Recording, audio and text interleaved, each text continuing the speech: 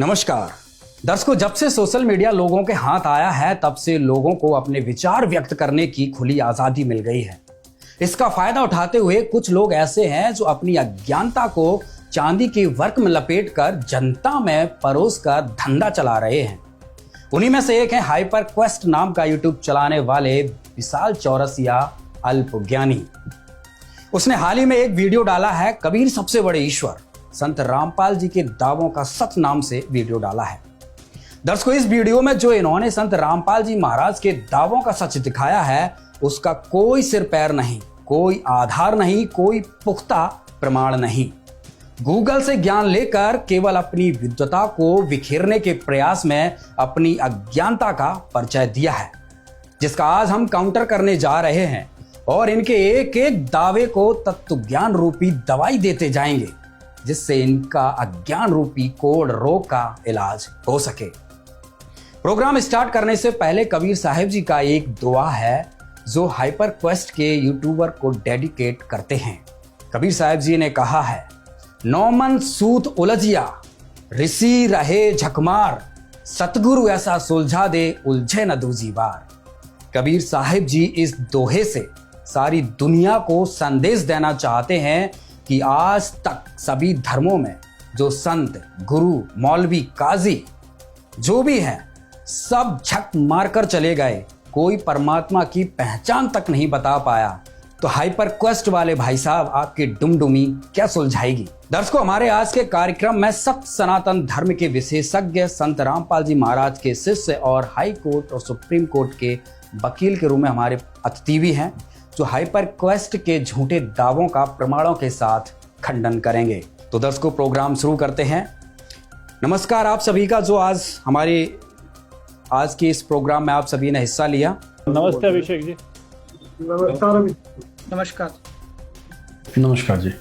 जी, तो सबसे पहला सवाल सर हम आपसे करते हैं विकास जी, जो जिस प्रकार से आपने हाइपर क्वेस्ट की वीडियो देखी है, वीडियो के प्रारंभ में ही वो दावा कर रहे हैं कि सनातन धर्म में कोई भी भक्ति कर सकते हैं, किसी भी प्रकार की भक्ति कर सकते हैं, पत्थर पूजा का भी विधान है। तो हम आप जी से जानना चाहते हैं, क्या सत्य सनातन धर्म किसी भी प्रकार की या कोई भी भक्ति क्रिया के लिए आदेश करता है? क्या ऐसा वेदों और शास्त्रों में विधान है कि हम कोई भी क्रिया को सनातन धर्म में कर सकते हैं? जी बताइए। अभिषेक जी, मैं पहले एक मिनट ना उस आपने बहुत अच्छा कहा अल्पज्ञानी। क्योंकि वो अल्पज्ञानी व्यक्ति, इस वीडियो को जब मैंने देखा तो उसमें ये है कि ये इंफॉर्मेशन से कम और घृणा से ज्यादा भरा हुआ है जी। और इसमें आध घंटे की वीडियो में 15 से 20 ऐसी गलत सूचनाएं जनता में फैलाई गई हैं जो बहुत ही दुर्भाग्यपूर्ण है जी। आप ये जो अल्पज्ञानी व्यक्ति है, इसने गूगल से भी ढंग से अगर सर्च किया होता, अपना होमवर्क किया होता, तो शायद इन गलतियों को किसी हद तक कुछ कम किया जा सकता था। बिल्कुल। इसने सिर्फ अपनी प्रसिद्धि के लिए, अपनी दुकानदारी के लिए ये कुछ बेचता है, कुछ इसका एक शिक्षणम नाम से ऐप है, उसकी एक एडवर्टाइजमेंट के लिए इसने बहती गंगा में हाथ धोने की कोशिश की है। इसने वो कहा है जो लोग सुनना चाहते हैं। इसने वो नहीं कहा है जो शास्त्र प्रमाणित है, जो सत्य है। देखो, ये दोनों चीजें अलग अलग हैं। सत्य कुछ और होता है और हम सुनना कभी कुछ और चाहते हैं। और इसीलिए ये घृणा से भरकर उन सब चीजों को ले रहा है, जैसे मूर्ति पूजा का इसने उल्लेख किया जी। अब एक तरफ तो ये गीता जी की बात कर रहा है, उपनिषद की बात कर रहा है, वेदों की बात कर रहा है, और उधर से ये सनातन धर्म में ये स्वतंत्रता प्रदान कर रहा है कि हम किसी भी प्रकार से कोई भी पूजाएं जो आज हम कर रहे हैं वो सारी सही हैं।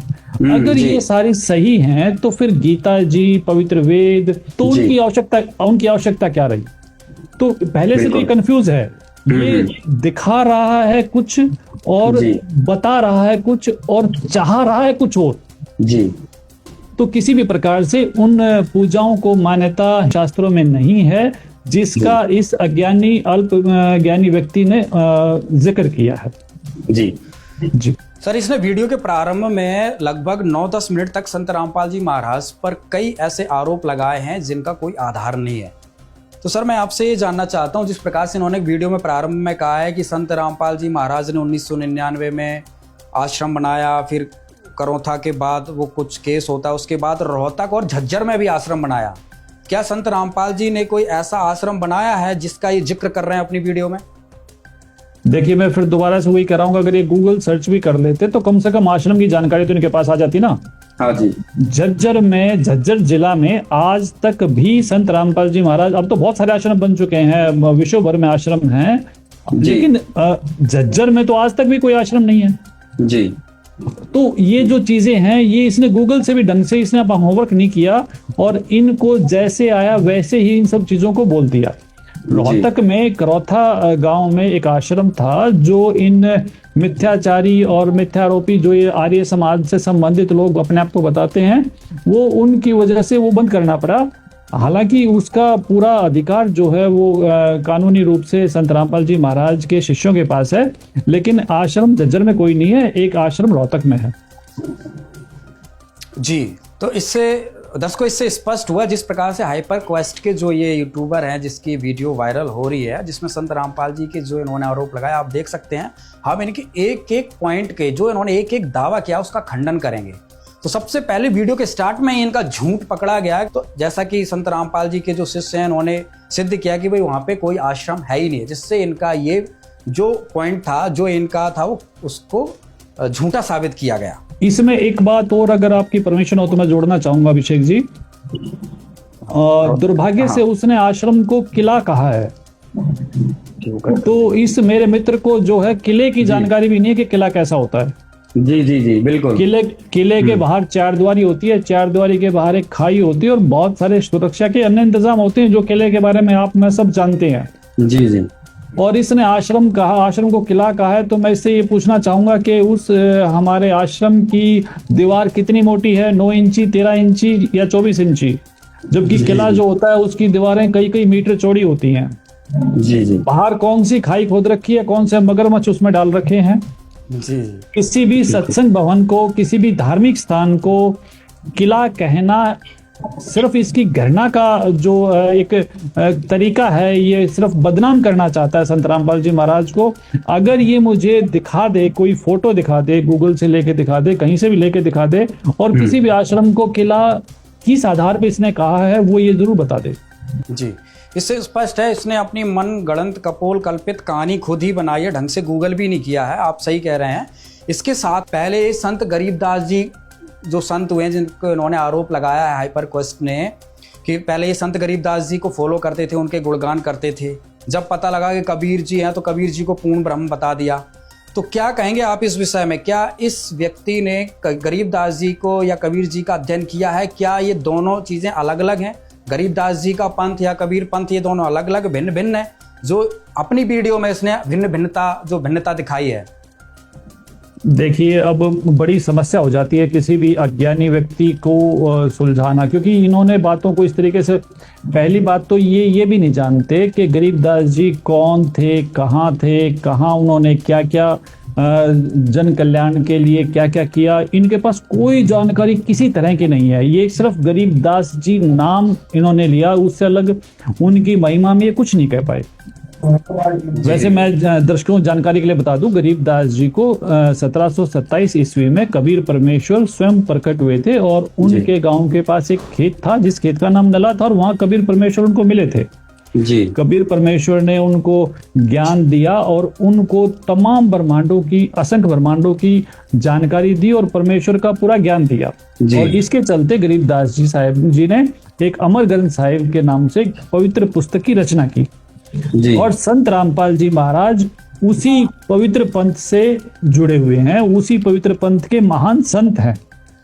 जी। गरीबदास जी से ये पंथ आरंभ हुआ और आज संत रामपाल जी वर्तमान में उसके पूर्ण संत हैं। और जो गरीबदास जी ने अमर वाणी रची, वो अमर ग्रंथ जो है संत रामपाल जी महाराज प्रत्येक समागम में उसका अखंड पाठ करवाते हैं और पूरी संगत और संत रामपाल जी महाराज स्वयं गरीबदास जी द्वारा दिए गए ज्ञान का पालन भी करते हैं। जी, मतलब कबीर पंथ में ही गरीबदास जी पंथ बना, वहीं से निकला हुआ है। तो कहने का मतलब ओवरऑल ये कबीर पंथ ही है सारा। और संत रामपाल जी जी जी और कबीर जी परमात्मा है, ये घोषणा 300 साल पहले गरीबदास जी डंके की चोट पर करके गए हैं। और जी, जी। वो लिखित प्रमाण आज भी हम सब के बीच में है। जी बिल्कुल लेकिन प्रमाण है। इन मूर्ख व्यक्तियों को तो गूगल भी ढंग से सर्च करना नहीं आता, उस परम संत के बारे में ये कैसे जान पाएंगे? जी बिल्कुल। तो दर्शकों, जिस प्रकार से हाइपर क्वेस्ट द्वारा जो आरोप लगाए गए थे उनका लगातार खंडन होता जा रहा है, उनके दावों को झूठ में तब्दील किया जा रहा है। ऐसा ही उन्होंने एक और दावा किया है कि संत रामपाल जी महाराज पर बहुत सारे केस हुए हैं, हत्याएं की हैं, आश्रमों में हत्याएं हुई हैं, पुलिस वाले की हत्या हुई है, कई अप्रमाणित चीज़ें उन्होंने अपने वीडियो में दिखाया है। तो इसका जवाब लेने के लिए तो हमारे साथ Punjab and Haryana high court के वकील जुड़े हुए हैं, हितेंद्र अत्री जी। नमस्कार हितेंद्र जी। नमस्कार जी अभिषेक जी। सर, जिस प्रकार से वो वीडियो आपने देखी होगी और जिसका हम आज पोस्टमार्टम कर रहे हैं, आरोपों का खंडन कर रहे हैं, तो जिस प्रकार से वीडियो में आरोप लगाए गए हैं, क्या कहेंगे इस विषय में, कितनी सच्चाई है? देखिए, मैं इस चीज का अंदाजा नहीं लगा सकता कि कोई आदमी अपना कोर्स बेचने के लिए इस तरह की घिनौनी और घटिया हरकत कर सकता है। तो यहाँ पे जो इनका नाम है विशाल, नाम कितना बड़ा है लेकिन हरकत कितनी छोटी की है। इन्होंने जो कहा है बहुत छोटा है। और उसके बाद जो पहले क्या करते हैं ऐसे लोग, अपना धंधा इन्होंने यूट्यूब के ऊपर बना रखा है। पहले वो अपनी वीडियोस अपलोड करते हैं ताकि उनको व्यूज आ जाए, लाइक्स आ जाए, उनके बहुत सारे फॉलोवर्स वहां पर हो जाएं।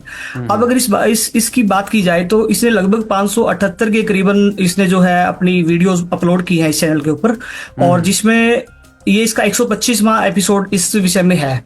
और इसमें जो भी इसने बोला है वो बिना सोचे समझे, बिना किसी सबूत के ये सारी चीजें इसने एकदम से मतलब बकवास टाइप में मतलब कर दी है। मतलब एज ए लॉयर मैं मतलब बिल्कुल पूरी तरह से मतलब इस चीज का मतलब इसको गलत ठहराता हूँ यहाँ पे कि इसको ऐसा बिल्कुल भी नहीं करना चाहिए। और जैसा चैनल का नाम रखा हुआ है तो मुझे ऐसा लगता है कि कहीं ना कहीं हाइपर होके, मतलब हड़बड़ाहट में, गुस्से में आकर कि रिवेंज थ्योरी के अंदर ये ऐसी बातें इसने जो है बोल दी है। और अगर इसमें देखा जाए, अगर जो इसके आरोप हैं, जो संत रामपाल जी के ऊपर आरोप हैं, इसने सबसे पहले जो आरोप लगाया कि वो हत्यारे हैं, मर्डर हैं, बार बार इसमें टाइप करके भी उसके ऊपर दिखाया गया है। तो मैं इसको बता दूं कि अभी तो बहुत केस जो संत रामपाल जी के ऊपर लगे हैं, बहुत सारे केस लगे हैं, और उन केसों का तो उनको भी पता नहीं, जिन्होंने केस लगाए हैं उनको भी याद नहीं है कि उन्होंने क्या केस लगाए हैं। सच्चाई है। और इसको तो बेचारे को इस चीज का कहां से नॉलेज हो गया इसका। तो इसने बताया कि हत्यारे हैं, जबकि संत रामपाल जी, अगर ये जो सारी जो स्टोरी जो शुरू होती है ये करोंथा आश्रम से शुरू होती है, जो रोहतक के अंदर केस लगा था, जिसमें 39 करीबन संत रामपाल जी के अनुयायियों को जेल में डाल दिया था और झूठा केस बना के मर्डर का, जो 2022 के अंदर बरी हुआ है केस। और वो district and session court Rohtak से बरी हुआ है। और ये मेरे पास सारी सर्टिफाइड कॉपियां विद प्रूफ, सारी एविडेंस इसके अंदर है। टोटली इसकी बहुत बड़ी बड़ी फाइलें मेरे पास हैं। इसमें बिल्कुल क्लियर उसमें है कि संत रामपाल जी का और उनके अनुयायियों का इसमें कोई भी कसूर नहीं था। तो पहला तो अगर मर्डर केस की बात करते हैं तो शुरुआत झूठ से हुई, यहाँ से मतलब एक टारगेट किया गया संत रामपाल जी को। दर्शकों, सन 2006 करौंथा वाले केस में जिसमें ये हत्यारा बता रहा है, उसमें संत रामपाल जी महाराज बाइज्जत बरी हो चुके हैं। इसके प्रमाण के लिए आपके सामने प्रस्तुत करते हैं फैसले का एक सीनियर वकील J.K. गक्खड़ द्वारा मीडिया वालों के सामने बताए केस की डिटेल का वीडियो। सतलोक आश्रम संचालक रामपाल को कोर्ट ने दोष मुक्त कर दिया है। बता दें कि रामपाल के साथ इस मामले में कुल 38 आरोपी थे। साल 2006 में आर्य समाज और रामपाल के अनुयायियों के बीच खूनी संघर्ष हुआ था, जिसमें रामपाल के ऊपर गोली चलाने का आरोप लगा था। इस गोलीबारी में झज्जर जिले के रहने वाले 62 वर्षीय बुजुर्ग सोनू की मौत हो गई थी। इस मामले में आईपीसी की धारा 302 सहित अन्य धाराओं के तहत मुकदमा दर्ज किया गया था। 13 साल चले इस मामले में 5 आरोपियों की मौत हो चुकी है, जबकि 5 इस अभी भी भगोड़े हैं। रामपाल समेत बाकी बचे आरोपियों को आज एडिशनल जज राकेश सिंह की कोर्ट द्वारा फैसला सुनाया गया है। इस मामले में कुल 26 लोगों की गवाही हुई है। किसी ने भी रामपाल के खिलाफ गोली चलवाने के गवाही नहीं दी। कोर्ट ने अपने फैसले में कहा कि रामपाल के आश्रम से बरामद किए गए 13 हथियारों में से किसी भी हथियार से बुजुर्ग सोनू पर गोली नहीं चलाई गई थी। टोटल 27 अक्यूज का मुकदमा श्री राकेश सिंह एडिशनल सेशन जज की कोर्ट में चल रहा था।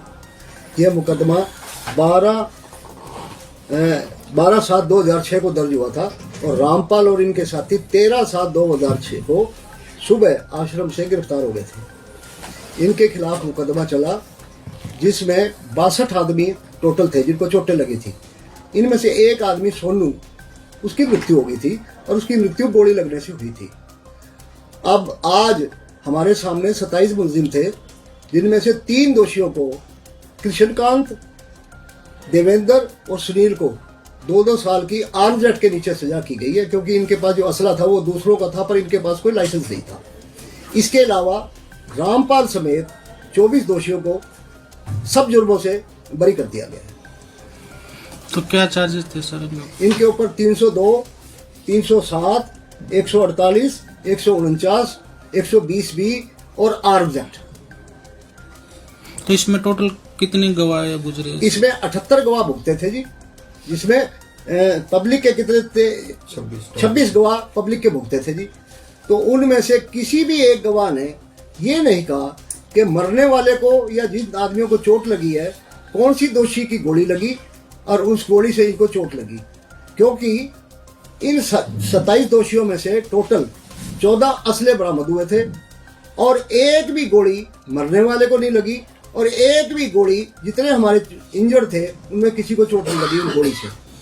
मरने वाले के शरीर से 2 बुलेट्स निकले थे, वो 315 बोर के थे, 2 315 बोर के असले और बाकी सारे मधुबन हमारे लेबोरेटरी में भेजे गए थे और उस लेबोरेटरी की रिपोर्ट के मुताबिक मरने वाले के शरीर की जो बुलेट थी किसी भी वेपन से मिलके नहीं आई, क्योंकि मेडिकल इसमें बिल्कुल लैकिंग था।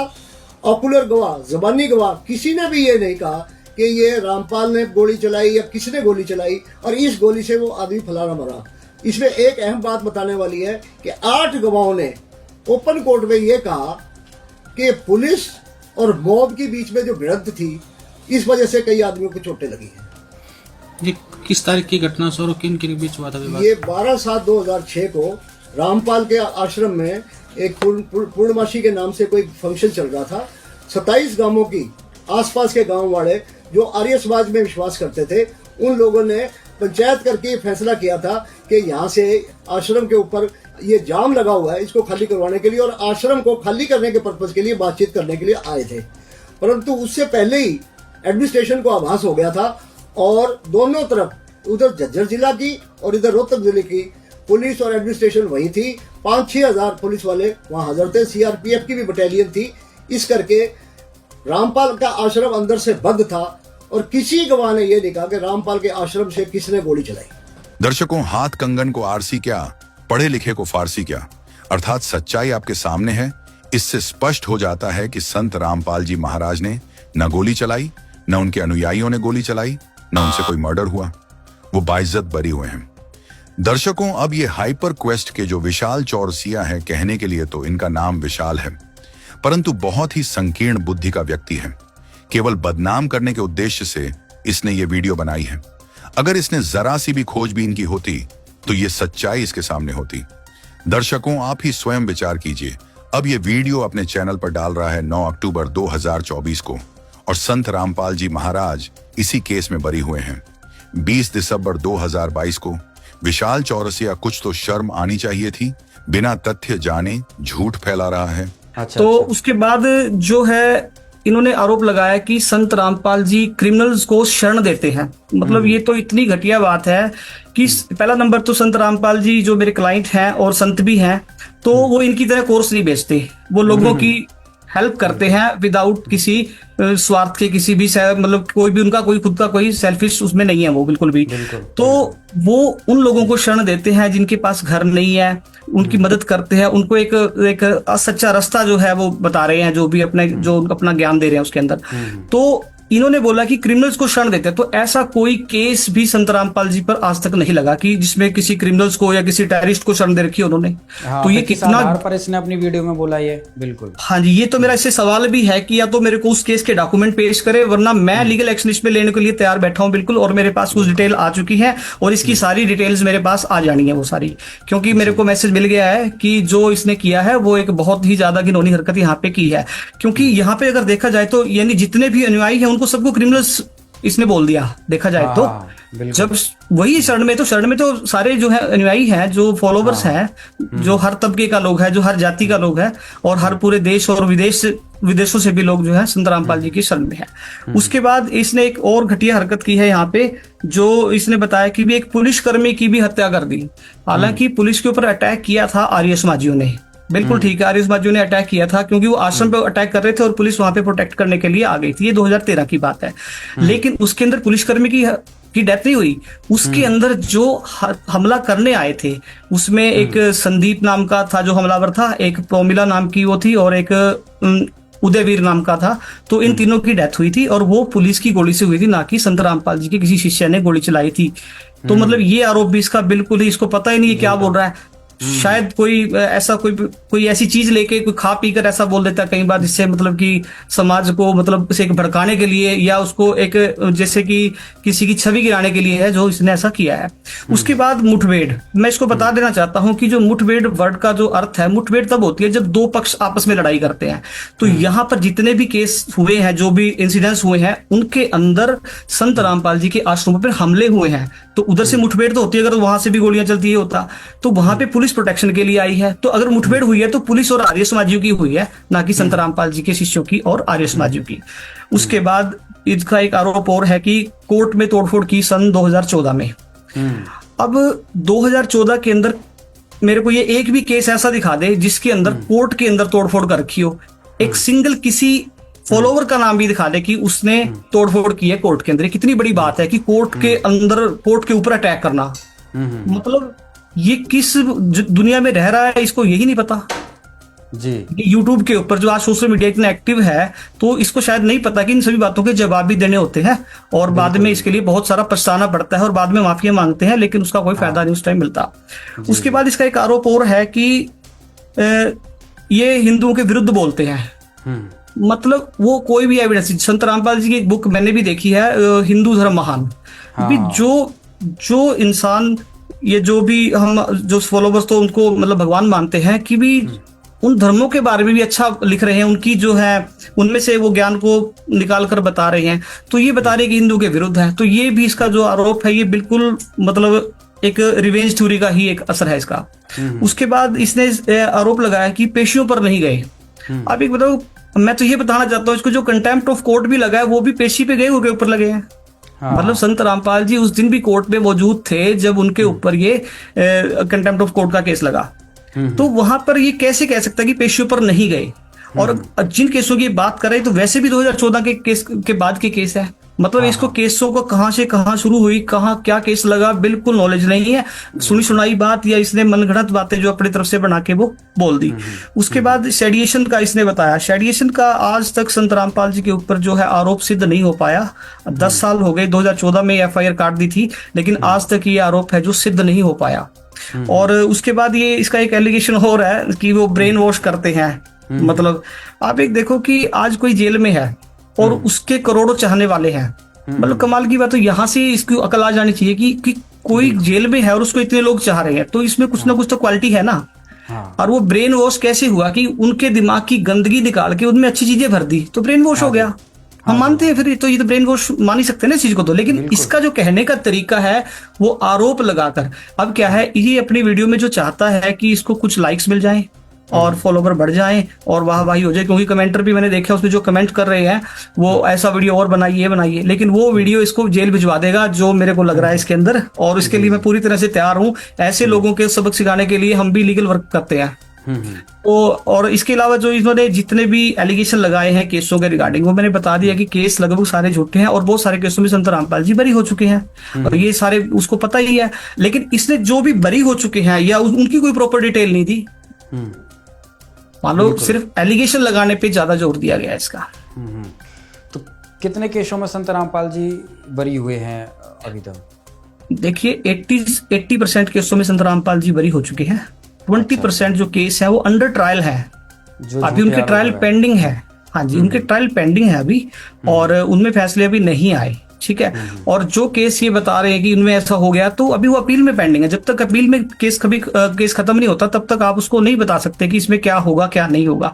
मतलब कि ये अपने आप को खुद न्यायाधीश नहीं साबित कर सकते सिर्फ वो अपना जो भी बोल रहे हैं अपनी मनमानी उससे बोल रहे हैं, सिर्फ छवि खराब करने के लिए। और ये फिर उसके बाद जो है अपील्स की फाइल भी मेरे पास है, और हिसार जो केस चल रहे हैं उसमें जो, यहाँ तक एक चीज और बता दूं, मैं आपको क्लियर कर दूं यहाँ पे कि जिन लोगों को पुलिस ने कंप्लेनेंट बनाया था मर्डर केस के अंदर, वो कंप्लेंट्स खुद हाई कोर्ट गए कि हमें तो पता ही नहीं कि हमने कंप्लेंट दी है, हमारे तो ब्लैंक पेपर पे साइन करवाने के बाद पुलिस ने मुकदमे दर्ज किए हैं।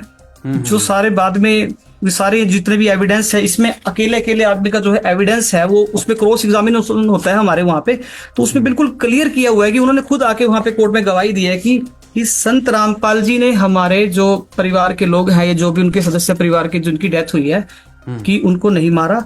ये सब पुलिस की गलती से या पुलिस के लाठीचार्ज से, पुलिस की बौछारों से, और वो बीमार व्यक्ति थे जिनकी डेथ हुई है। तो यहाँ तक भी मतलब कि इतना जालिम कर्म संत रामपाल जी और उनके अनुयायियों के ऊपर हुआ कि वहां पे बच्चे, बूढ़े और किसी को भी नहीं देखा गया, और मतलब ये होते रहे। तो वहां तो अन्याय के विरुद्ध बोलने की तो इसने हिम्मत की दी कि अन्याय हुआ है, इस तरीके से हुआ ना, उस चीज की पूरी जांच की, ये कैसे इंसिडेंट्स घटे हैं। बिल्कुल बिल्कुल। और वहां आर्य समाजियों को हीरो बनाकर पेश करने की थोड़ी सी मतलब कोशिश इसने की है जी। तो यहाँ से इसके जो नॉलेज का लेवल पता लगता है, मतलब इसको किसी भी फील्ड की नॉलेज नहीं है, ना तो ये स्पिरिचुअल में ठीक है और ना ही जो है लीगल के बारे में। चलो बहुत बहुत धन्यवाद। क्या कहेंगे आप इस विषय में? सर देखिए, ये एक प्रजातंत्र है, यहाँ पर कोई कुछ भी आरोप लगा सकता है। जहाँ तक रही हाइपर क्वेस्ट की, तो इनका रिसर्च का सोर्स जो है वो विकिपीडिया है, जो कुछ भी अनाप शनाप न्यूज़ है वो छापता रहता है, डालता रहता है इन्फॉर्मेशन। अभी हाइपर क्वेस्ट ने अपनी वीडियो में बताया कि करौथा कांड के बारे में, कि भाई करौथा में एक एफआईआर हुई थी।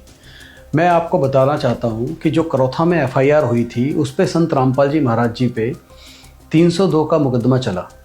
आप यकीन नहीं मानोगे, कई साल वो मुकदमा चला, और मुकदमा जब डिसीजन पे आया तो माननीय कोर्ट ने संत रामपाल जी महाराज समेत सभी जितने भी आरोपी थे उनको बाइज्जत बरी कर दिया। पर ये मीडिया नहीं दिखाएगा, क्योंकि इसमें मीडिया की किरकिरी होती है। जिस समय वो एफआईआर हुई, मीडिया ने इसको बहुत उछाला, संत रामपाल जी महाराज जी के बारे में अनाप शनाप बगा। पर जब संत रामपाल जी महाराज बरी हुए तब मीडिया ने छुपा लिया। मीडिया उस चीज़ को नहीं बताएगी। यही काम हाइपर क्वेस्ट वालों ने करा है। उन्होंने ये तो बता दिया कि संत रामपाल जी महाराज जी पर 302 का मुकदमा लगा था, पर उन्होंने ये नहीं बताया कि संत रामपाल जी महाराज जो है बाइज्जत बरी हो चुके हैं। ये मेरे हाथ में जजमेंट भी है, अगर आप देखोगे तो ये माननीय एडिशनल डिस्ट्रिक्ट सेशन जज हैं रोहतक में, राकेश सिंह जी, उनकी जजमेंट है ये। और इसमें 20/12/2022, आप समझ रहे हो, 2006 का मुकदमा, और 20/12/2022 को जजमेंट आई है। कितने साल संत रामपाल जी महाराज जी को न्याय के लिए इंतजार करना पड़ा। चलो, ट्रूथ ऑलवेज विन। संत रामपाल जी महाराज जी जीते, इसमें बाइज्जत बरी हुए। पर मीडिया इस बात को क्यों नहीं उठाता है, क्यों नहीं दिखाता है कि ये मुकदमा संत रामपाल जी महाराज जी पे फर्जी डाला गया था, संत रामपाल जी महाराज जी पे ऐसा कोई भी आरोप सिद्ध नहीं हुआ। तो इसका क्या, आप भी समझदार हैं, समाज भी समझदार है, और ये चीज़ें आज ऑनलाइन भी हैं। वीडियो में आगे बढ़ते हैं तो हमारे आगे अतिथि हैं, निखिल जी भी हैं। निखिल जी नमस्कार। नमस्कार जी। सर, वीडियो आपने भी देखी है, और वीडियो में जो अगला दावा इनका किया गया है, जिस प्रकार से इन्होंने वीडियो के टाइटल में लिखा गया है कि संत रामपाल जी के दावे कितने सच हैं, उसमें ये दावा कर रहे हैं कि संत रामपाल जी ने कबीर को पर ब्रह्म बताया है, और संत रामपाल जी अपने आप को अवतारी बताते हैं, कबीर जी के दोहों का गलत मतलब निकालते हैं। तो आप बताइए, क्या ये जो पॉइंट इन्होंने उठाया है इसमें कितनी सच्चाई है? कबीर जी को संत रामपाल जी महाराज क्या बताते हैं, और इन्होंने जो रिसर्च की है, क्या वो रिसर्च सही है? नमस्कार अभिषेक जी। आपके दर्शकों को मैं बताना चाहूंगा कि हाइपर क्वेस्ट जो वीडियो बनाई है, जो ये यूट्यूबर है, इन्होंने बहुत ही ज्यादा ज्ञान का प्रदर्शन किया है। और मैं ये दुर्भाग्य समझता हूँ हमारे समाज का, कि हमारे समाज में आम जन मानव को, आम इंसान को यह तक ज्ञात नहीं है कि ब्रह्म, पर ब्रह्म, पार ब्रह्म ये क्या संज्ञाएं हैं। जी जी।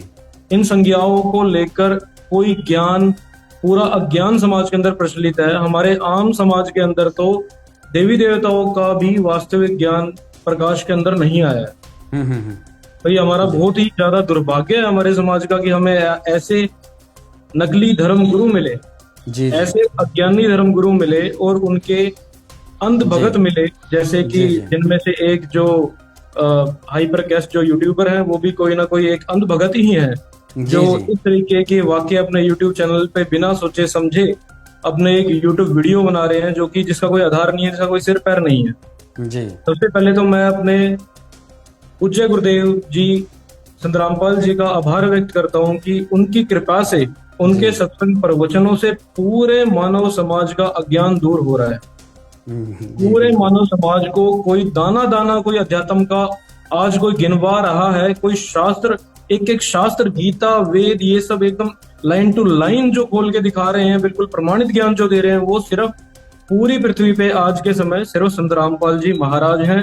और जितने भी दर्शक हैं वो डेली उनके साधना टीवी पे, इंटरनेशनल टीवी चैनल पे सत्संग आते हैं, वो उनको देख के अपना ज्ञान को दूर कर सकते हैं। बहुत ही सिंपल तरीका है। जी बात आती है ब्रह्म पर ब्रह्म शब्द की। जो ये विशाल चौरसिया जी हैं, इनको इतना ही ज्ञान नहीं है कि ब्रह्म, पर ब्रह्म और पार ब्रह्म, ये तीन ब्रह्म की संज्ञाएं होती हैं, जिसका वर्णन कबीर जी की वाणियों में जगह जगह आता है। ऐसे ही गीता जी के अंदर श्लोक अध्याय नंबर 15 श्लोक नंबर 16 और 17 जो इन्होंने अपनी वीडियो में दिखाया है कि अध्याय नंबर 15 के श्लोक नंबर 16 में जो इन्होंने बताया है, दो इम पुरुषो शर च अक्षरा, उस संस्कृत के श्लोक के अंदर पुरुष की बात हो रही है, जहां पे ये अर्थ का अनर्थ कर रहे हैं, जहां पर ये प्रस्तुत कर रहे हैं कि शर का मतलब है शरीर और अक्षर का मतलब है आत्मा। हालांकि उस श्लोक से स्पष्ट हो रहा है कि वहां पर पुरुष की बात हो रही है। पुरुष की संज्ञा वेदों के अंदर, गीता के अंदर परमात्मा के लिए की गई। अगले ही श्लोक में 15 अध्याय श्लोक नंबर 17 के अंदर ये स्पष्ट हो रहा है, उत्तम पुरुष परमात्मा अन्य इति उदारते या लोक स्वयं अवश्य विवर्ती। इस श्लोक के अंदर ये स्पष्ट हो रहा है कि वो उत्तम पुरुष, उसके सरलार्थ में भी स्पष्ट किया गया है, पुरुष का अर्थ परमेश्वर से किया गया है कि वो उत्तम पुरुष, वो परमात्मा तो अन्य ही है जो तीनों लोक में प्रवेश करके सबका धरण और पोषण करता है। जी ये सारा गीता का ज्ञान, वेदों का ज्ञान कबीर परमेश्वर जी ने अपनी वाणियों में बड़ी सरलता से आम जन मानव समाज के लिए बड़ी सरल भाषा में, क्योंकि संस्कृत आज के मानव का इतना ऐसी परिस्थितियां हो गई हैं कि आज के मानव की इतनी स्थिति नहीं है, ना पहले थी, कि हम इतने ज्यादा गूढ़ शब्दों के अर्थ को समझ पाए। कबीर जी का ये वो परमात्मा है, स्वयं संत रूप में आए, उन्होंने एक लीला की, उनका ये उपकार रहा कि उन्होंने सरल भाषा में हम जैसे आम मनुष्यों के लिए ज्ञान को दिया। उनका एक दोहा इस चीज को स्पष्ट करता है, कबीर अक्षर पुरुष एक पेड़ है, शर पुरुष वा की डार, और तीनों देवा शाखा है, ये पात रूप संसार। उनकी अन्य वाणियों के अंदर कबीर परमेश्वर जी की जगह जगह वर्णन आता है कि कबीर जी जो है वो पूर्ण ब्रह्म है। सत्संग प्रवचनों के माध्यम से मेरे पूज्य गुरुदेव संत रामपाल जी महाराज जी ने बहुत बार ये स्पष्ट किया है कि कबीर जी जो है वो पार ब्रह्म है, ना कि पर ब्रह्म। ब्रह्म की तीन संज्ञाएं हैं जी, ब्रह्म, पर ब्रह्म, पार ब्रह्म। कबीर जी जो है वो पार ब्रह्म है, ना कि पर ब्रह्म। जो हमारे ये यूट्यूबर हैं, इनका ये अज्ञान स्पष्ट करता है कि वो कबीर जी को पर ब्रह्म सिद्ध करने की कोशिश कर रहे हैं, जो कहीं से भी जिसका कोई सिर और पैर नहीं है। बिल्कुल अनपढ़ व्यक्ति के ही काम है ये, क्योंकि इन्होंने एक तरफ कहा कि मैंने ज्ञान का पुस्तक का अध्ययन किया है, दूसरी तरफ कह रहे हैं कि इन्होंने कबीर जी को पर ब्रह्म बताया है। तो इससे जो आपने अभी जो पूरा प्रमाण के साथ बताया, इससे सिद्ध हुआ कि संत रामपाल जी महाराज कबीर जी को पर ब्रह्म नहीं बताते हैं, पार ब्रह्म बताते हैं। तो जो इनका ज्ञान था, जो हाइपर क्वेस्ट ने जो इस पॉइंट पे दावा किया था, वो झूठा साबित होते हैं। ये जो विशाल चौरसिया जी हैं, इन्होंने किसी भी प्रकार का कोई भी शास्त्रों का ज्ञान नहीं है, ना ढंग से रिसर्च की। हाँ जी विकास जी, आप क्या कहना चाह रहे थे? हाँ जी बताइए। निखिल जी की मैं प्रशंसा करना चाहूंगा, इन्होंने बहुत अच्छे तरीके से गीता जी के श्लोक 15 और 16 का बहुत अच्छे तरीके से इन्होंने बताया, अध्याय 15 का 16 से 17। अब क्या है कि ये इन्होंने एक दोहा कहा कबीर परमात्मा का, जो इन दोनों श्लोकों को बहुत सुंदर तरीके से, और आपका एक प्रश्न था ब्रह्म, पर ब्रह्म और पूर्ण ब्रह्म की स्थिति। जी जी, ये जो दोहा है 2 लाइन में, ये होते हैं सामर्थ्य कबीर जी के, इसे कहते हैं परमात्मा। अक्षर पुरुष एक पेड़ है, जो निखिल जी ने बताया, अक्षर पुरुष एक पेड़ है, निरंजन उसकी डाल, तीनों देवा शाखा है, ये पात्ररूप संसार। 2 पंक्तियों में संपूर्ण सृष्टि का ज्ञान दे दिया कबीर जी ने।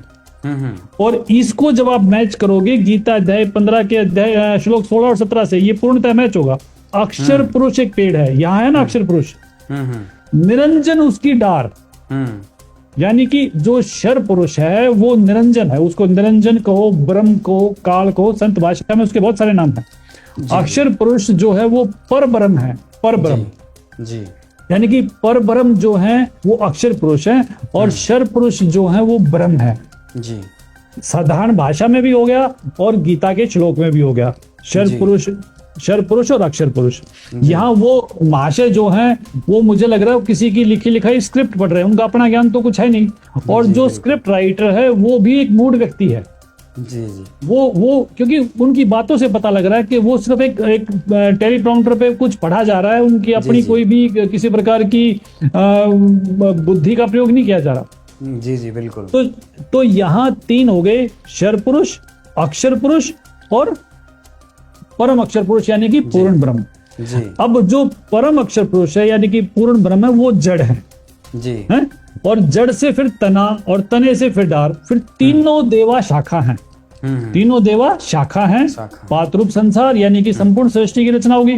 अब वो मूड व्यक्ति क्या बता रहे हैं कि कृष्ण ही ब्रह्म है, ब्रह्म ही पर ब्रह्म है, और पर ब्रह्म ही पार ब्रह्म है, मतलब पोता ही दादा है, ही श्री कृष्ण जी हैं, लास्ट में श्री कृष्ण जी पे जोड़ दिया गाटा, जोड़ दिया, यानी कि तीनों देवा, श्री कृष्ण जो विष्णु अवतार है ना, तीनों देवा हैं जी। तो उन्होंने श्री कृष्ण को कह दिया ब्रह्म, और ब्रह्म ही पर ब्रह्म। अगर मैं एक साधारण भाषा में कहूं कि पोता ही दादा है, दादा ही परदादा है, और परदादा ही सृष्टि का पिता है जी जी। और मुझे तो दुख उन लोगों पे आता है जो इसको सुन के नीचे कमेंट कर रहे हैं, अरे वो तो डूबे जो उसकी वाहवाही कर रहे हैं, वो कैसे व्यक्ति होंगे अभिषेक जी? मुझे तो तरस आता है इस सोशल मीडिया पे जो लोग इसका इस्तेमाल कर रहे हैं, क्या उनकी बुद्धि काम नहीं करती क्या? जी बिल्कुल सही कहा आपने, क्योंकि लोगों को शास्त्रों का ज्ञान तो है ही नहीं है, सच्चे ज्ञान का तो पता है ही नहीं है। अब उनको तो लगता है कि भाई जो जिस प्रकार से ये प्रोग्राम करते हैं, बहुत सारी वीडियोस इनके देखे जिससे पता लगा कि ये सनातन धर्म के ठेकेदार बने हुए हैं और सारे कपोल कल्पित कहानियां सुना रहे हैं, कभी इस उपनिषद का नाम लेते, कभी उस पुराण का नाम लेते। और सबसे अहम चीज़ क्या निकल के आई है विकास जी, आप इसका थोड़ा स्पष्टीकरण देना। इनका साथ में ही कहना है, वीडियो के प्रारंभ में इन्होंने कहा ना जाने क्यों लोग गुरुओं के चक्कर में चले जाते हैं, सनातन धर्म में इतने सारा प्रमाण है, इतने पुराने इतिहास हैं, इतने पुराने ग्रंथ हैं जिनको ना मानकर गुरु को बना लेते हैं। तो क्या इस विषय में आप कहते हैं, क्या गुरु बनाना सनातन धर्म में मना किया गया है? अगर इस बेवकूफ व्यक्ति ने गुरु बना लिए होते ना, तो आज ये आपका हमारा काम ना बढ़ा होता। जी जी जी। अब गुरु बिन काहू ना पाया गया ना, जो थोथा बुस चढ़े मुड़ किसाना है?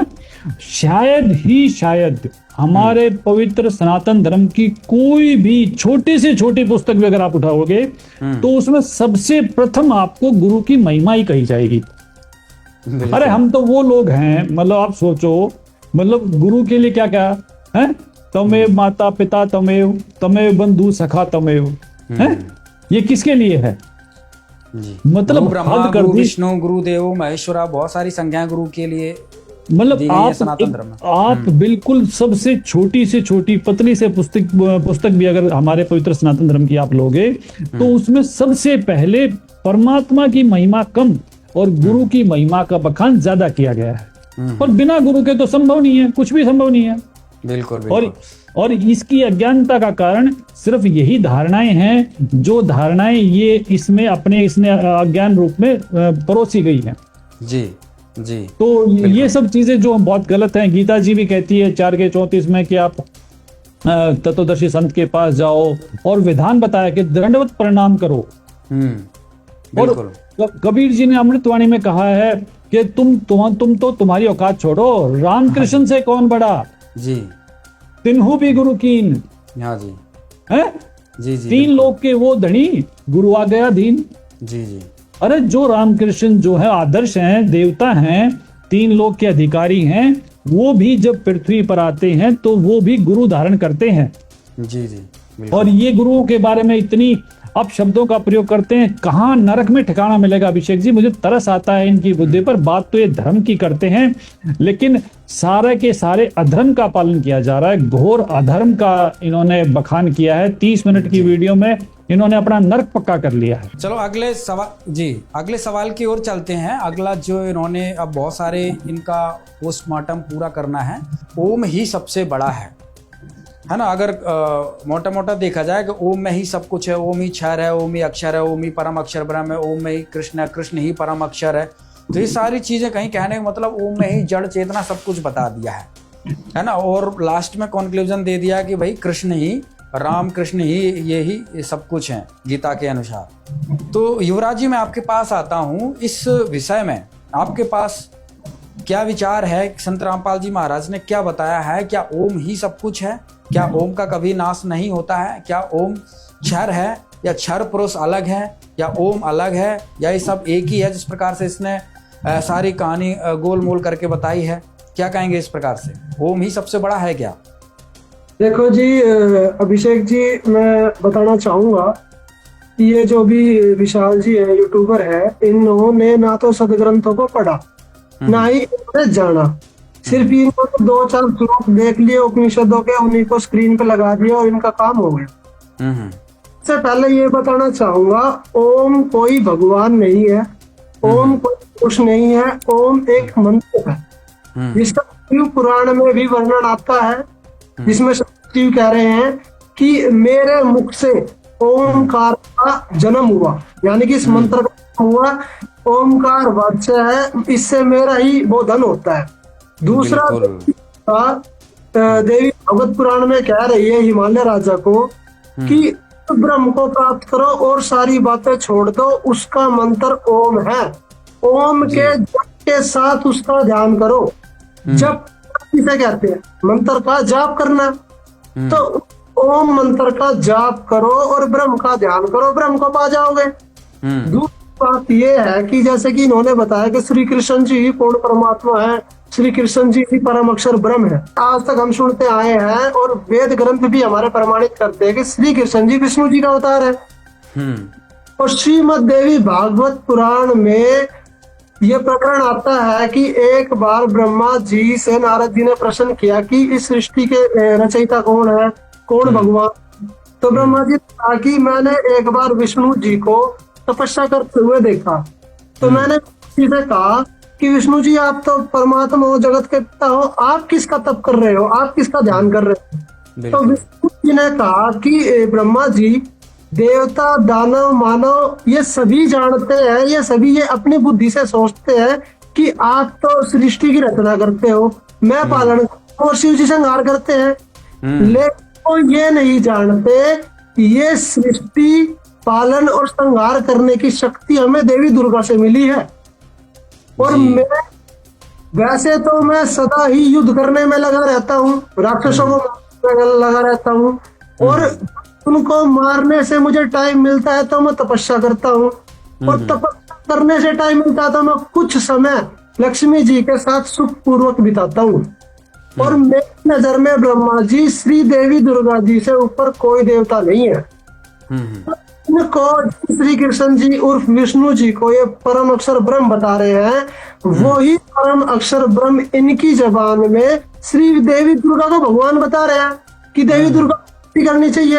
और देवी दुर्गा देवी पुराण में ही हिमालय राजा को ज्ञान दे रही है, एक प्रकरण का ध्यान है, उसमें देवी दुर्गा कह रही है कि सब बातों को छोड़ दो, मेरी भक्ति भी छोड़ दो, सिर्फ उस ब्रह्म की भक्ति करो जिसका ओम मंत्र है, और वो ब्रह्मलोक रहता है जी। यही प्रमाण हम ले लेते हैं गीता अध्याय 8 के श्लोक नंबर 13 में। वो की भक्ति देवी दुर्गा हमें बता रही है, हिमालय राजा को बता रही है, वो ब्रह्म कि मेरा ओम मंत्र है। अध्याय के 13 श्लोक में बोल रहा है कि ओम इति अक्षरम ब्रह्म वारण मामनुसमरणीय प्रयाति तजन्देहम सयाति परमागति, कि मुझ ब्रह्म को जाप करने का उच्चारण करके, उच्चारण किसका होता है? मंत्र का ही तो उच्चारण करेंगे, या किस ब्रह्म का उच्चारण करेंगे? मंत्र का उच्चारण करके जो शरीर का त्याग करता है वो ब्रह्मलोक को प्राप्त होता है। गीता 8 श्लोक नंबर 16 में कहा कि ब्रह्मलोक जाने वाले भी वापस आते हैं।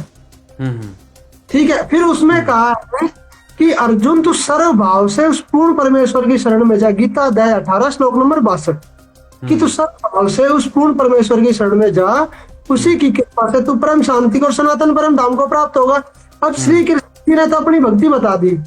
गीता अध्याय 18 श्लोक नंबर 64 में भी उन्होंने बताया है, 65 में भी बताया है कि मैं भगत बन मुझको नमस्कार कर मुझे प्राप्त होगा। और इनकी का मंत्र ओम है। पूर्ण परमेश्वर की जब इन्होंने शरण में जाने के लिए बोला तो अर्जुन को एक ऑप्शन छोड़ दिया कि गीता अध्याय 4 श्लोक नंबर 34 में कहा है कि तत्वदर्शी संतों की खोज कर, मेरे को उस पूर्ण परमात्मा का ज्ञान नहीं है। और उस तत्वदर्शी संत की पहचान है गीता अध्याय 15 श्लोक नंबर 1 में, उल्टा लटका हो वृक्ष की जड़ ऊपर है पत्ते नीचे है, जो इसको बता देगा वह तत्वदर्शी संत है।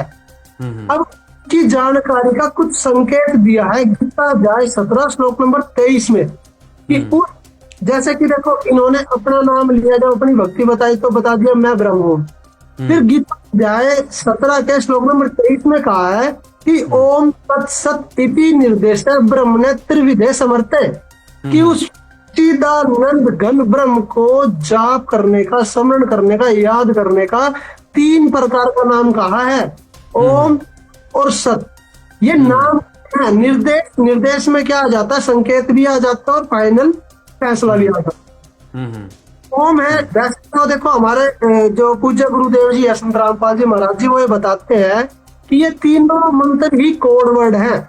जैसे ऐसे बना हुआ है, उससे कोई भी नहीं जान सकता कि इसको ओम बोलते हैं। वो तो अब सर्वज्ञ हो गया, सबको पता चल गया, तो सबको पता चल जाता है कि ये अक्षर ओम जैसा है, इसको ओम बोलते हैं।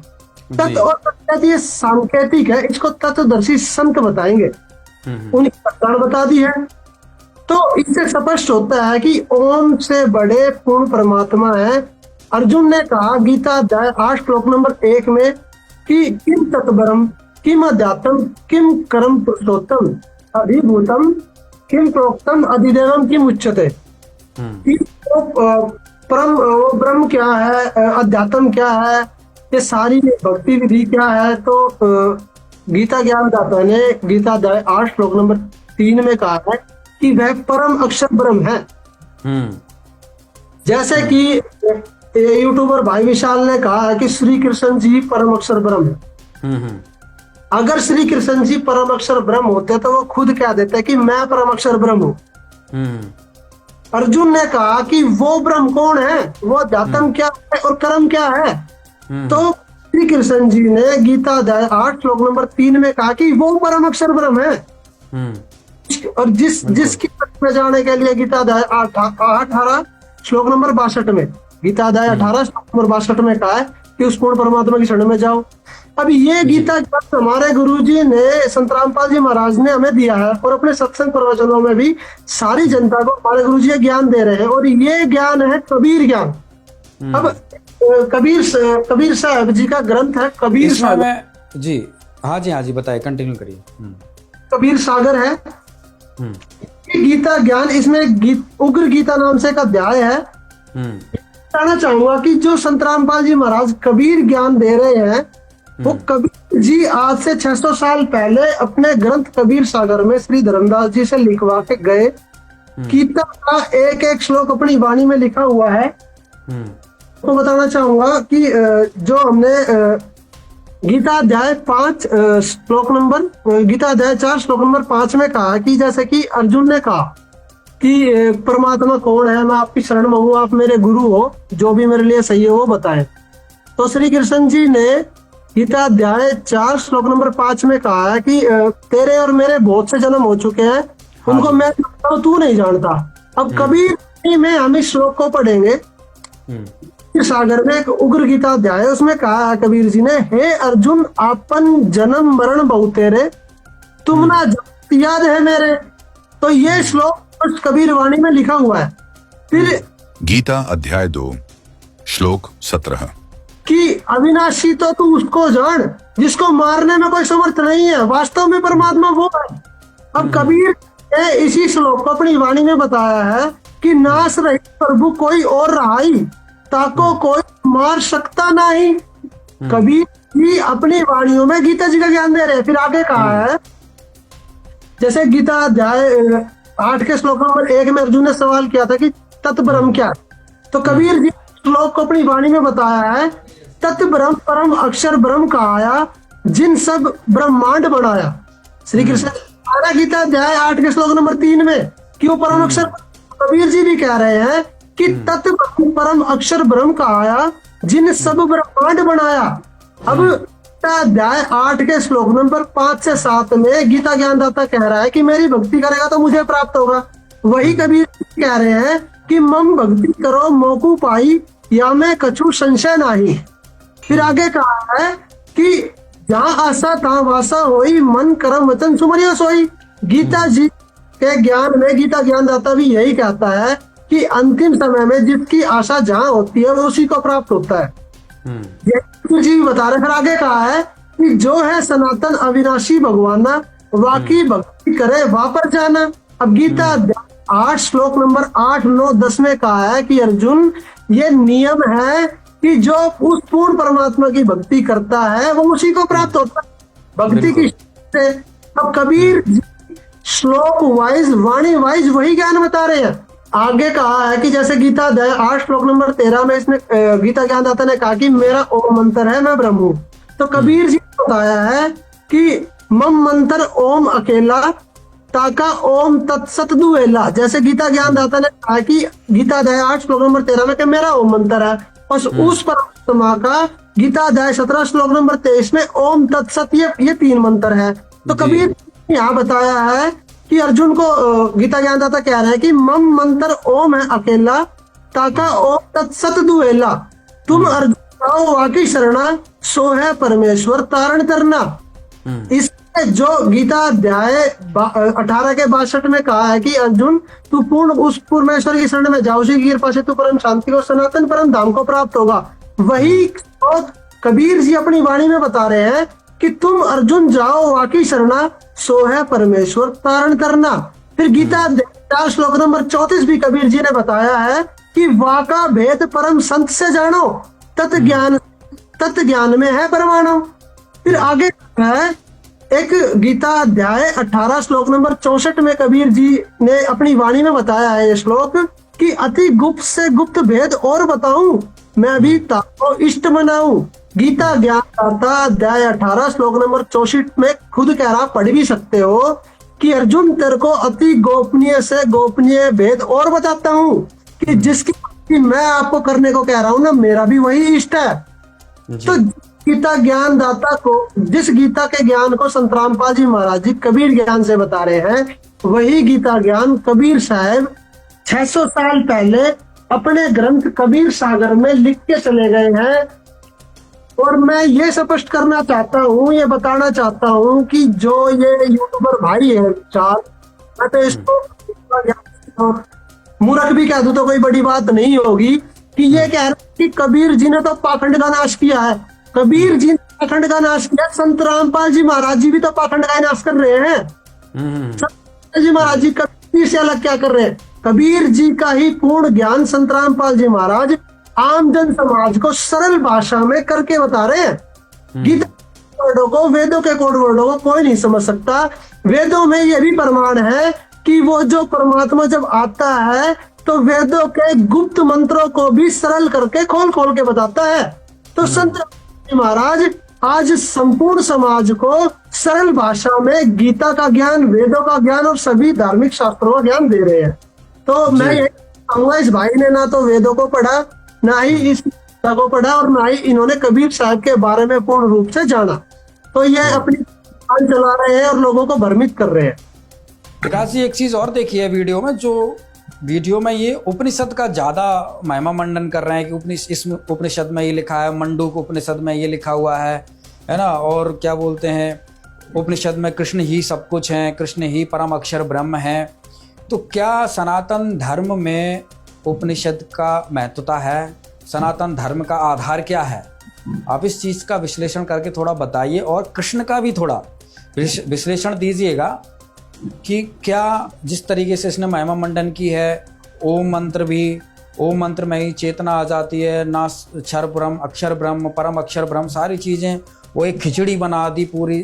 जो कंसेप्ट ये बताना चाह रहा है, हालांकि खुद उस चीज़ में उलझा हुआ है, कुछ चीज़ को समझ नहीं पाया है। तो आप सरल शब्दों में एक बार स्पष्टीकरण दीजिए, संत रामपाल जी महाराज ने इस विषय में क्या बताया है? देखो, एक तो ना स्पष्ट है, बिल्कुल सनातन धर्म इतना स्पष्ट है, शायद ही दूसरा कोई धर्म होगा। और सनातन धर्म की पवित्र वेद जो चारों हमारी पुस्तकें हैं वो, और संत वाणी जो कबीर परमेश्वर का ज्ञान है, पांचवा वेद, ये हमारे सनातन धर्म की नींव है। अब चारों वेद जो है ये नींव है। उपनिषद जो है वो ऋषियों की अपनी राय है। अच्छा, जो ऋषियों की अपनी राय है उनको हमने उपनिषद कहा है। अब उपनिषद के मामले में बहुत सारी चीजें जो हैं वो मैसअप हैं। वो क्या है कि अभी तक तो उपनिषद की जो संख्या है वो भी निर्धारित नहीं है। 25-50 साल में ये संख्या डबल हो जाती है। पहले उपनिषद 13 थे, फिर 64 थे, फिर 68 थे, फिर आजकल 108 की बात कर रहे हैं। और अभी तो मेरा एक मित्र, मैं कल उनसे बात कर रहा था, वो 250 की संख्या बता रहे हैं। तो सबसे सीधी सी बात है कि जो चीज वेद सम्मत है, यानी कि जो वेदानुकूल है, वो गीता जी में है, वो उपनिषद में है, ये वो पुराण में है, वो कहीं पर भी है। वेदानुकूल बात जो है वो शास्त्र धर्म में सबको स्वीकार्य है। और जो चीज वेद सम्मत नहीं है, वो चाहे किसी में भी है, वो स्वीकार्य नहीं है। अब यहाँ ये चीजें, मान लो उपनिषद की बात करते हैं तो उपनिषद की पे शंकराचार्य की भी बहुत सारी पुस्तकें हैं जो शंकराचार्य ने लिखी हैं। तो शंकराचार्य अद्वैत सिद्धांत को मानने वाले थे। तो उन्होंने क्या किया, पूरे उपनिषद को एक अद्वैत के रूप में प्रस्तुत कर दिया। और वही माधवाचार्य भी, उन्होंने उपनिषद को द्वैत में साबित कर दिया। तो ये जो लोग हैं ये अपनी विषय के विद्वान हैं। हम, हमारे लिए आदरणीय, हमें किसी से कोई समस्या नहीं है। लेकिन समस्या क्या, इन जैसे बच्चों से समस्या है, इन जैसे नादानों से है। अभी तक तो उपनिषद के लोग अद्वैत और द्वैत, विशिष्ट द्वैत और द्वैत द्वैत में उलझे हुए हैं। वो वहां सहमत नहीं है। बिल्कुल, वो वहां एक होके नहीं आ रहे कि जनता को ये बता सके कि अद्वैत है या द्वैत है। द्वैत है, बिल्कुल, इस सिद्धांत में उलझे हुए हैं। बिल्कुल, इनको विचारधारा से मतलब नहीं। विचारधारा के समर्थक अगर लठवाड़े हैं, उनके पास लाठियां हैं, उनके पास संख्या बल है, तो ये सभी विचारधाराओं को चुपचाप बैठ के स्वीकार कर लेंगे। अब संत होते हैं सूरमा, संत होते हैं सिंह। संत हमेशा उसी बात को स्वीकार करते हैं जो सत्य है। बिल्कुल, और सत्य जो है वो वेद सत्य है।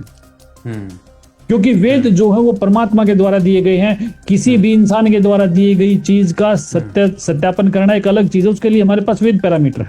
बिल्कुल, बिल्कुल। अब ये बात वेदों की करते हैं, लेकिन भेज रहे हैं उपनिषद की तरफ। अरे जब मेरे पास वेद हैं, मुझे उपनिषद में क्यों भेज रहे हैं? एक वो आचार्य प्रशांत भी है, वो बात वेदों की करेगा, उसके बाद वेदांत पे आ जाएगा, फिर उपनिषद पे आ जाएगा। जब आपके पास सरोवर है, मीठे पानी का गंगा सागर है आपके पास, तो आप क्यों जा रहे हैं? ये सिर्फ वेदों से दूर करने के इनके तरीके हैं।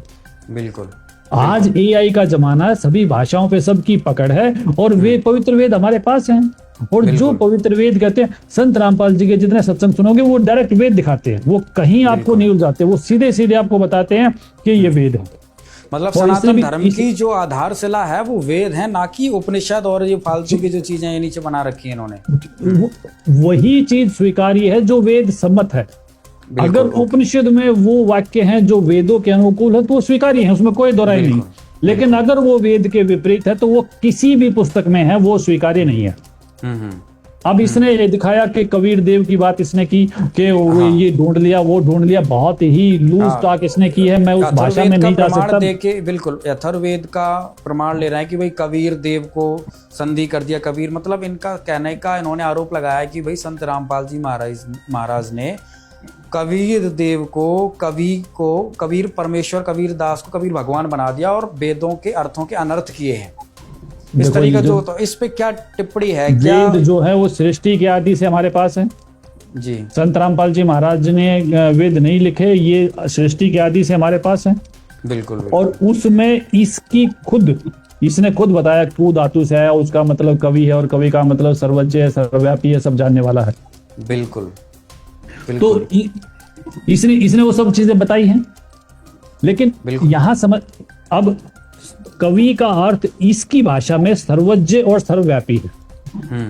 साधारण से साधारण छठी का विद्यार्थी भी अगर कोई होगा तो सर्वज्ञ और सर्वव्यापी परमात्मा ही होते हैं, दूसरा तो कोई नहीं होता। बिल्कुल। अब उस कबीर का अर्थ कर दे। अब अगर आप अर्थ कर दोगे, अगर मैं अभिषेक का अर्थ कर दूंगा तो क्या कोई व्यक्ति आपको ढूंढ पाएगा? जी। मैं युवराज का अर्थ कर दूं कि राजा का बेटा, तो क्या वो इन व्यक्ति तक पहुंच पाएगा? कबीर नाम है उस परमात्मा का, ये व्यक्तिवाचक संज्ञा है, कबीर नाम है, और उसके साथ जोड़ दिया गया देव, कबीर देव, यानी कि वो देव जो सर्वज्ञ है, सर्वव्यापी है, उसका नाम कबीर है। अब ये बहुत सारी चीजें आती है। व्याकरण की बात करते हुए जी आप बात कंटिन्यू करें, मैं एक इसमें ऐड ऑन करना चाह रहा हूँ, आप थोड़ा इसमें और विश्लेषण साथ में दीजिएगा। ये कहना चाह रहा है कि कबीर देव जो वर्ड लिखा है, कवि अलग है, देव अलग है। क्या संधि विच्छेद जब होता है तो क्या दोनों शब्द जब मिले हुए होते हैं तो उनके उससे संबंधित नहीं होते हैं? क्या वो पूरक होते हैं? वो मिले हुए ही हैं। कबीर और देव के बीच में दूसरा कोई शब्द ही नहीं है। ये संधि अगर करें, विसर्ग लगा दे, विसर्ग हटा दे तो कबीर देव हो जाएगा। कवि और देव के बीच में अन्य कोई शब्द नहीं है। पहले कबीर है, वो देव है। अगर हम उसको वास्तविक मंत्र में देखेंगे वेद में, तो कबीर देव इकट्ठा ही है। तो वो देव हैं और उनका नाम कबीर है। तो क्या ये चीज ये स्पष्ट नहीं करती? और ये सिर्फ एक जगह नहीं, ये हजारों जगह है। यजुर्वेद का, मैं आपको यजुर्वेद बताता हूँ। यजुर्वेद का अध्याय है 5 और मंत्र है 32। इसमें उल्लेखित है उशी गशी कबीर अंगारियसी बंभारियसी। यहाँ ये क्यों नहीं लिखा कि जो है ओम अंगारियसी और ओम बंभारियसी? ओम अंगारी और बंभारी का मैं अर्थ कर देता हूँ पापनाशक। अगर ओम सबसे बड़ा है तो यहाँ कबीर अंगारी क्यों है? बिल्कुल। और यहाँ तो कोई विसर्ग नहीं है, कोई कुछ भी नहीं है, मैं सीधी सीधी चीजें हैं। इसमें तो कोई भी किसी तरह की मात्रा हलंत नहीं है। कबीर को पापनाशक बताया है। तो अगर पापनाशक कबीर है तो सबसे बड़ा कौन है? कबीर। सही है। तो ये सिर्फ एक जगह नहीं है। और दूसरी चीज, इसकी हिम्मत ही नहीं थी कि ये संत रामपाल जी महाराज की ज्ञान गंगा खोल सके। आज तक मेरा 25 साल का अनुभव है अभिषेक जी, आज तक किसी की हिम्मत नहीं हुई कि ज्ञान गंगा का एक पृष्ठ भी कोई खोल के दिखा सके। बिल्कुल बिल्कुल। क्यों नहीं दिखाया इसने? सम्मत है। क्योंकि ये जानते हैं कि वो जो पुस्तक है वो कंप्लीट है। ये देखिए अगर स्क्रीन पे मैं आपको दिखा रहा हूं, मैंने इसको मार्क किया हुआ है। तो यहाँ क्या लिखा है? कबीर अंगारियसी, कबीर लिखा हुआ है ये। बिल्कुल। और इस कबीर को कबीर का भी मैं एक एग्जांपल देता हूं, बहुत सुंदर एग्जांपल एक है। कबीर कैसे हो गया? तो एक बजरंग शब्द है आदरणीय हनुमान जी के लिए। क्या शब्द है?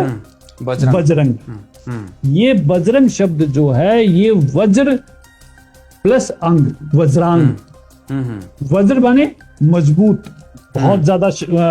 आप उसको कहें कि जब कोई मजबूती या उसकी बात आती है तो हम उसके लिए वज्र शब्द का प्रयोग करते हैं। वैसे उसके अर्थ हीरा या लेकिन मजबूती से संबंधित है वो इंद्र का जो हथियार, यानी कि वज्रांग, जिसके अंग बहुत मजबूत हैं, वो है वज्रांग।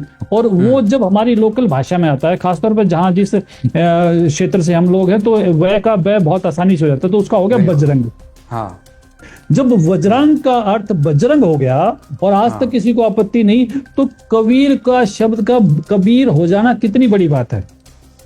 और वो कबीर जी जो 600 साल पहले आए हैं, उन्होंने जो लीलाएं की हैं, कुंवारी गाय का दूध पिया है, वो ऋग्वेद अध्याय मंडल 9 सूक्त 1 और मंत्र 9 है कि वो परमात्मा शिशु रूप में, ये जो निराकार की बात निखिल जी ने बहुत अच्छे से बताई कि वो परमात्मा शिशु रूप, संत सोम, वो शिशु रूप में प्रकट होते हैं। और शिशु रूप में जब प्रकट होते हैं तो गाय से उनका भरण पोषण होता है। ये ऋग्वेद है भाषा, ऋग्वेद भाषण मंडल 9। तो मतलब वो शिशु रूप में, शिशु माने बच्चा, बालक। क्या ये बहुत गंभीर चीज है कि जिसको समझने के लिए मुझे काशी जाना पड़ेगा? काशी विद्यापीठ से जब मैं इसको पढ़ के आऊंगा तब मैं इसको स्पष्ट कर पाऊंगा। क्या ये इतनी गंभीर है? तो शिशु सोमम, यानी कि वो परमात्मा शिशु रूप में प्रकट होते हैं। 2 शब्द ही शिशुम सोमम, ये दो शब्द ही, ये कितनी सारी बातें कि वो परमात्मा साकार है, शिशु रूप में प्रकट होता है और उस कुंवारी गाय उसका भरण पोषण करती है। और जो निखिल जी ने दिया कि वो राजा के समान दर्शनीय है।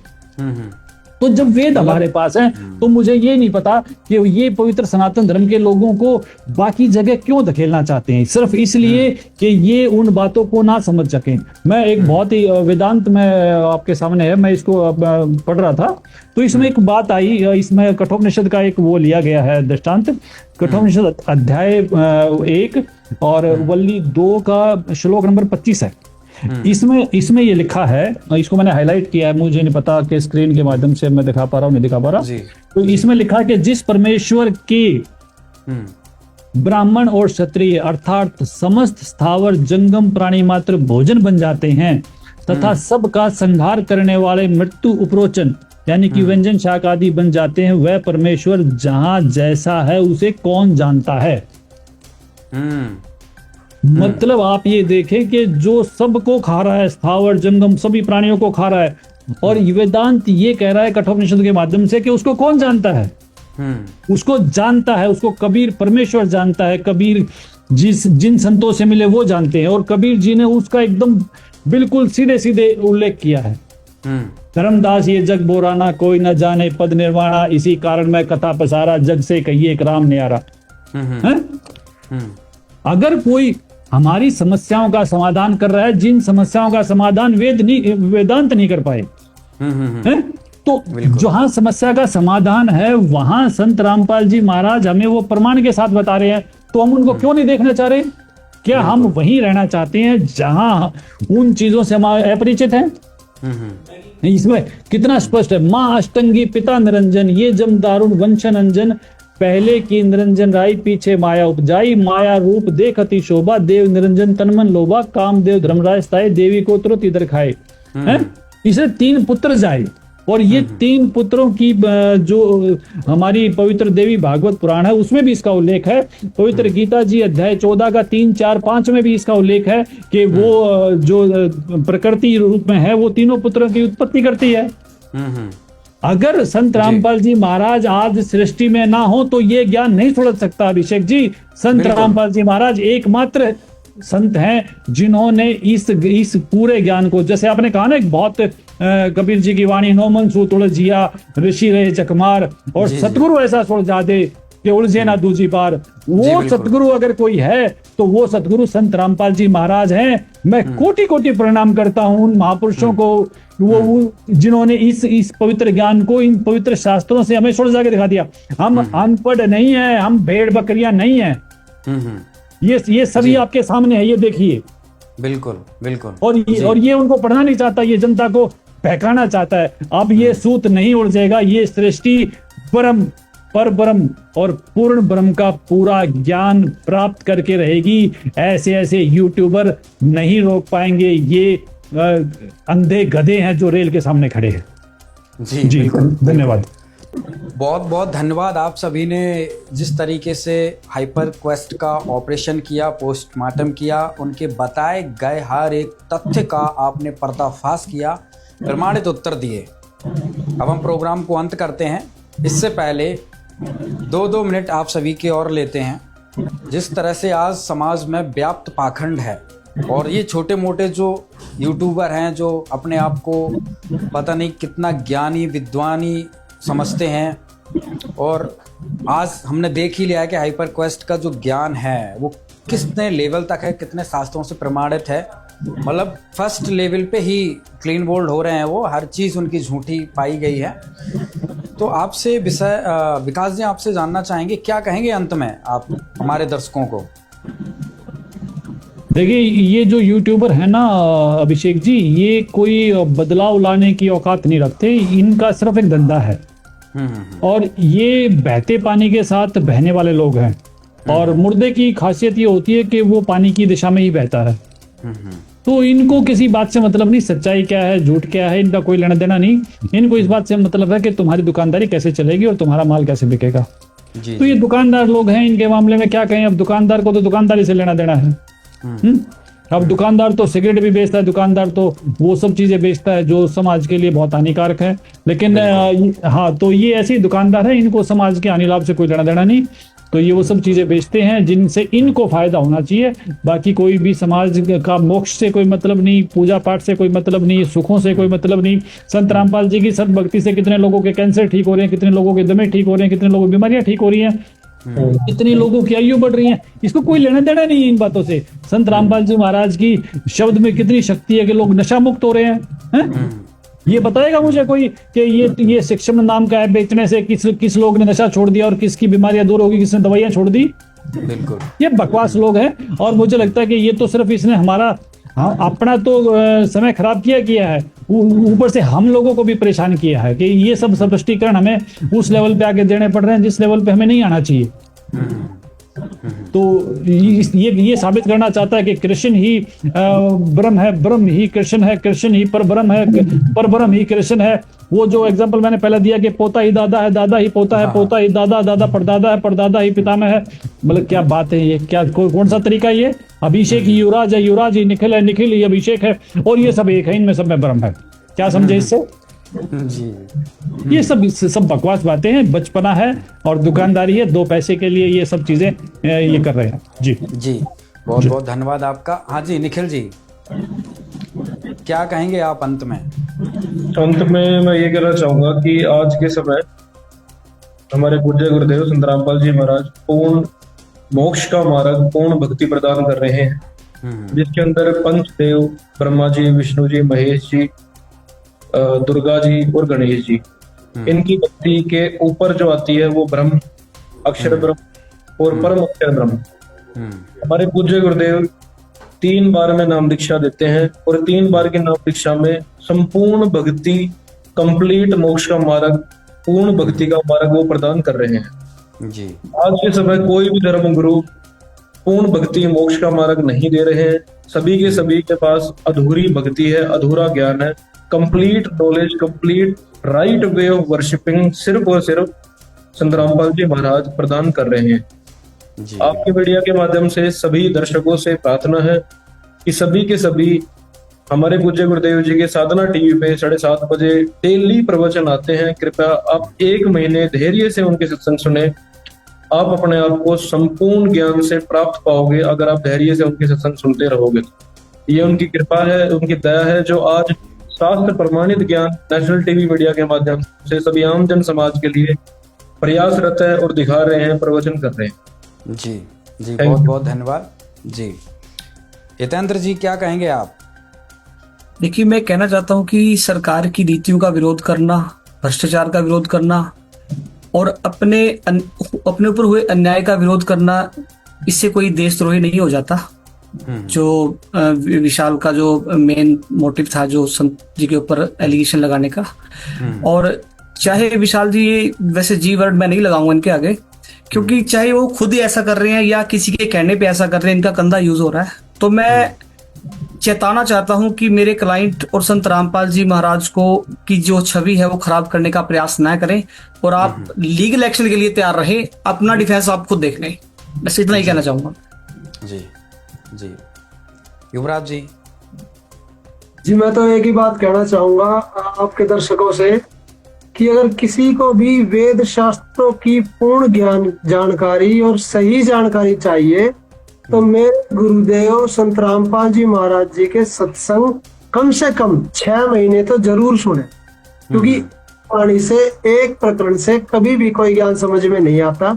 अगर आपको प्योरली ये वेद शास्त्रों का और कबीर ज्ञान आपको समझना है तो संत रामपाल महाराज जी के सत्संग धैर्य के साथ और निष्पक्षता से एक खुली बुद्धि से जरूर सुने और आराम से सुन के मन से, आत्मा से विचार करें जो संत रामपाल जी महाराज जी कह रहे हैं वो वेद और शास्त्रों से मिलता है या नहीं मिलता।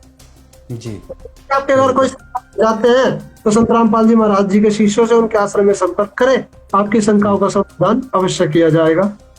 जी, बहुत बहुत धन्यवाद आप सभी चारों अतिथियों का। आपने हमारे प्रोग्राम में आए और हाइपर क्वेस्ट का जो भी वीडियो था वेदों में कबीर, कबीर परमेश्वर, क्या कबीर जी बड़े हैं, संत रामपाल जी महाराज के दावों का सच। आपने एक एक दावे को तत्व ज्ञान रूपी दवाई से उनका इलाज किया। उम्मीद करते हैं विशाल चौरसिया जी का ये रोग नष्ट हो जाएगा। नहीं हो तो उनसे प्रार्थना करेंगे, संत रामपाल जी महाराज के सत्संग सुनेंगे, बखूबी ध्यान से देखेंगे और अगली वीडियो बनाएं तो प्रॉपर रिसर्च करके बनाएं, क्योंकि उसको काउंटर करने में, रिप्लाई देने में हमें भी आनंद आए, क्योंकि आपका हर झूठ का हमने पर्दाफाश किया। तो दर्शकों, आप सभी का भी बहुत बहुत धन्यवाद, आपने हमारा ये प्रोग्राम देखा। अंत में हमारी टीम की तरफ से भी हाइपर क्वेस्ट के यूट्यूबर को एक विशेष संदेश है, विशेष मैसेज है।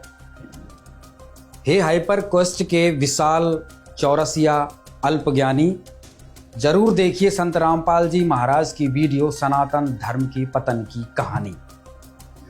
दर्शकों, बहुत बहुत धन्यवाद, आपने हमारा इस पूरे प्रोग्राम को देखा, सच से रूबरू हुए। बहुत बहुत धन्यवाद।